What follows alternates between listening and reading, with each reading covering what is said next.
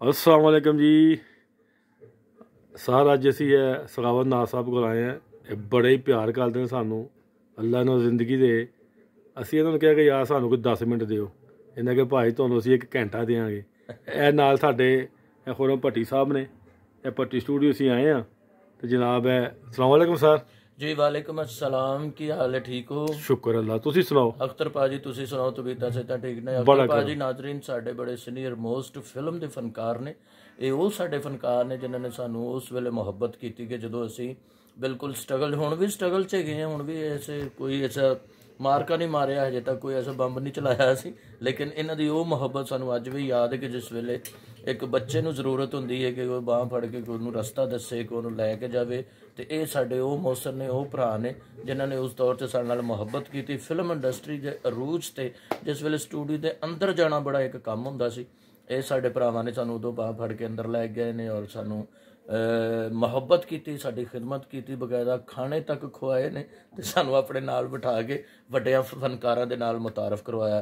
तो इन्होंने जिहड़ा अपना चैनल बनाया यूट्यूब चैनल है फिल्मी मज़े दे नां तो, बहुत ही खूबसूरत चैनल है। ये तुहानू बहुत ओरिजिनल चीज़ां देखने मिलणगियां क्योंकि ये फिल्म इंडस्ट्री के अंदर के बंदे ने।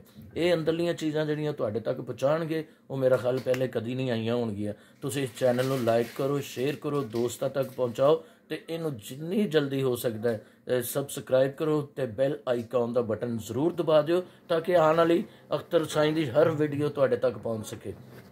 याद रखना फिल्मी मज़े के नाम तो ये चैनल है, यूट्यूब चैनल है, तो इनू जरूर तुसीं लाइक करो, साडे इस भरा नूं मुहब्बत दे नाल नवाजो।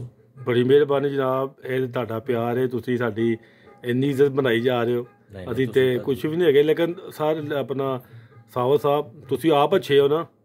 जो बंदा आप अच्छा होवे ना तो उन्होंने सारे अच्छे नजर आते हैं जी। दुनिया हैगी यही है कि मुहब्बत की दुनिया, प्यार की दुनिया। वेखो ना तुसीं किसी नाल करोगे तो उन्होंने याद रह जाता है, तो जो उही तुसीं बुरा सलूक साडे नाल कीता हुंदा तो सानू अज भी याद होना सी कि इन्हां ने भाइयों ने उदों वेले सानू इंज कीता सी। लेकिन नहीं, इन्हां ने मुहब्बत की है। साडे होर भी बड़े ऐसे नाम ने जिहड़े हुण साडे च मौजूद नहीं, उन्हां दा जिक्र करन लगांगे तो अखां भी भर आणियां ने, तो दिल भी डिस्टर्ब हो जाना।